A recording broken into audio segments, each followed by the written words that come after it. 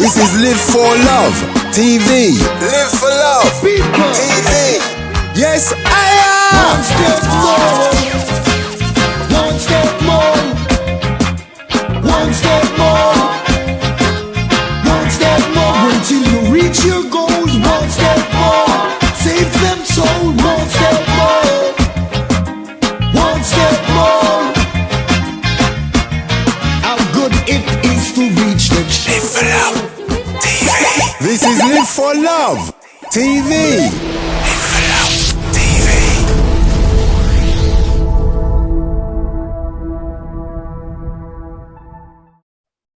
Welcome back, Live for Love TV, 5th day of the 4th month of the 21st year of the 21st century.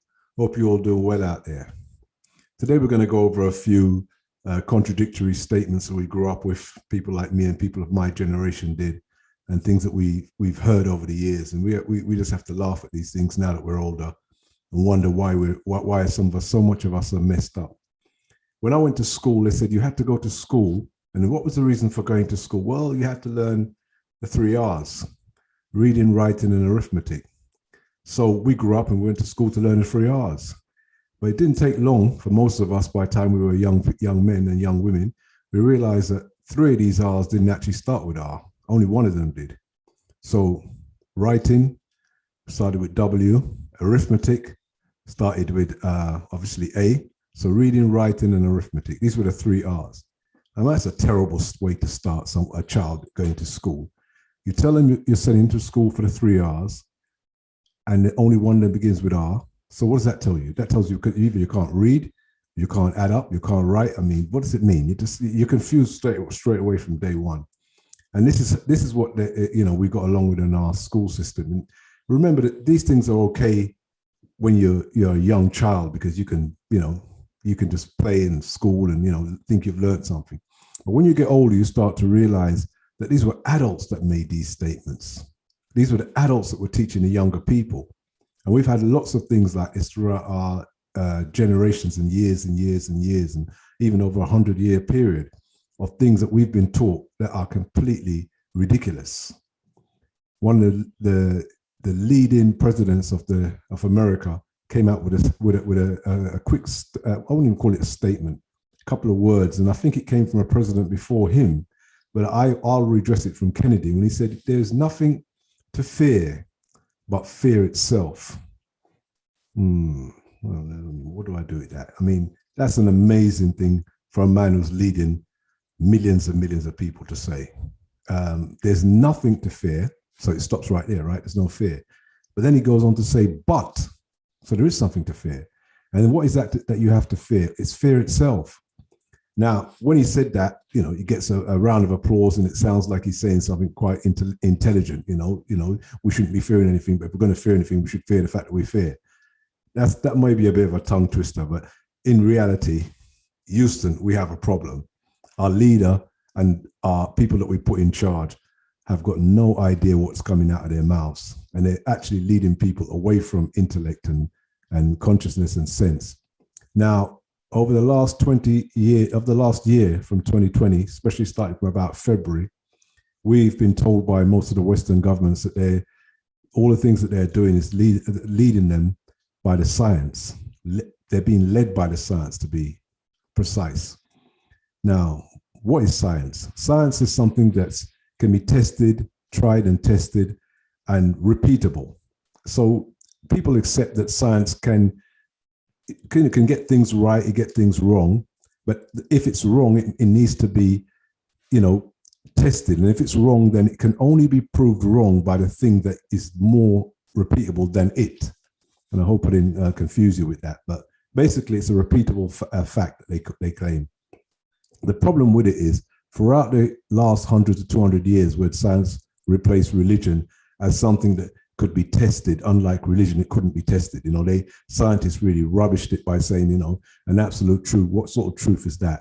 How can we find an absolute truth? Is it when we die, or we need the end of the times to find out the absolute truth? So science came up with their concept of, well, we're going to get to the bottom of this, a provable, knowable fact. The problem with that is that you can have something that's true in science for 100 years, and then somebody comes and proves it to be untrue by proving something else to be true. And then that can be true for 100 years. So science hasn't really done anything to prove an absolute truth. It's just what we agree is the truth at that time. So is there an absolute truth? Is there something that we can say is an absolute truth, regardless of whatever angle you look at it from? Well, that is, the jury is definitely out on that one. You've got my truth, you've got your truth, you've got her truth, and you've got his truth, you've got grandpa's truth and grandma's truth. We all have our truths because we have human error, we have human bias, we have human consciousness. No matter what you try to do, and no matter what you try to come up with when you say you have an absolute truth, it's very hard for anyone to say they've proven anything absolutely without any doubt. You know, where even religion, science, again, like I just said, in religion, waiting for somebody to come along to prove that absolute truth. It's been said to be a truth, but it can't be proven until the master of truth comes. So we're not even sure if there is such a thing as an absolute truth. They say the truth, the whole truth, and nothing but the truth. That's what they say when they go to court. But is it the truth? How is it so many people have gone to prison and to jails over the years, to prisons over the years, and been found out later on to be found innocent, if that was an absolute truth? So what we can say is that we've got many truths. Maybe we've got 7 billion truths because there's more than 7 billion of us on the planet. But this is something we're going to have to live with and something we're going to have to deal with. I certainly am not led by any science, because I know that anytime you deal with any scientist or science information, it can have bias, human bias. And that bias could be built on race, as it's been proven, can be built on sex, can be built on culture, can be built on anything. No human being goes in with a clean slate when they go into a room as a scientist. Even scientists themselves have double-blind placebo tests, meaning that they themselves are not allowed to know what it is they're giving the test subject, just in case bias comes into it. So that just goes to show you that the scientist himself is not trusted by the scientist also that's doing the test. So we're not dealing with trust and absolute truths. We're trying to get around these things. There's many things we could discuss about truths, absolute truths, and things like that. But what we need to always remember is that it always boils down to you and me and what we're prepared to accept. And for many people like myself who have realized that science is probably behind over the last 150 years, the problems that we're having today on the planet with race.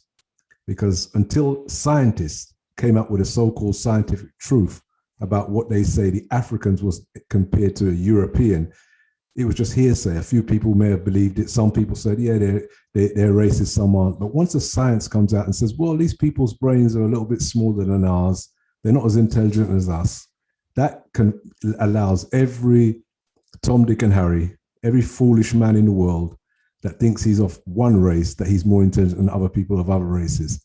And we're still living with a hangover from that today. So I can go on and on and on about this, but science is something that should not lead you, but you can still observe it.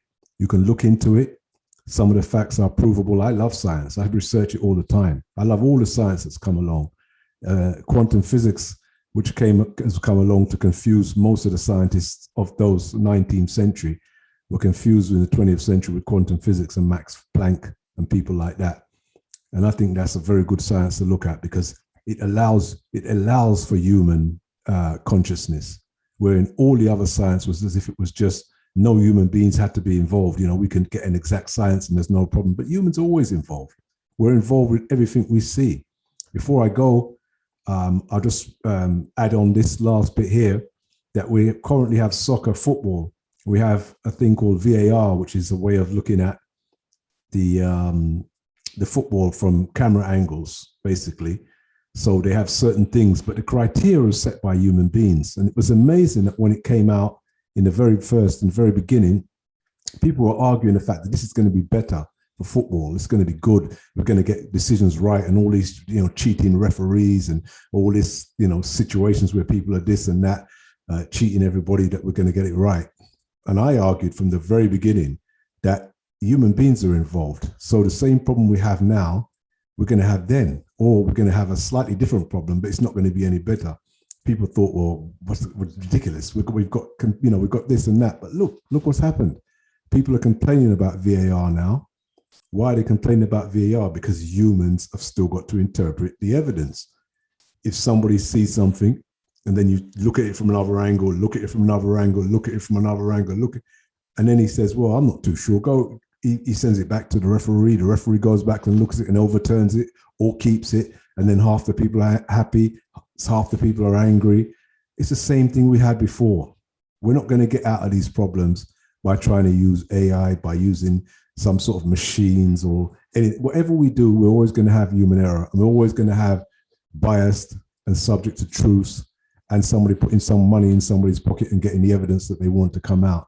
So it's always going to be down to you. This is the reason why Live for Love TV says not only do we live by love, but we also have to live by intellect. We have to be conscious. We have to understand that when people come to you, you have to test that person. Just like scripture says, test every spirit, test every scientist, test him. Don't let him say to you, oh, this is what I say is happening, and that's the end of it. You test it. And if it doesn't make sense to you, then don't follow it. And if it makes sense to you, follow it. That's what I do, and I hope you guys will do that too. So that's Live for Love TV. We're over and out.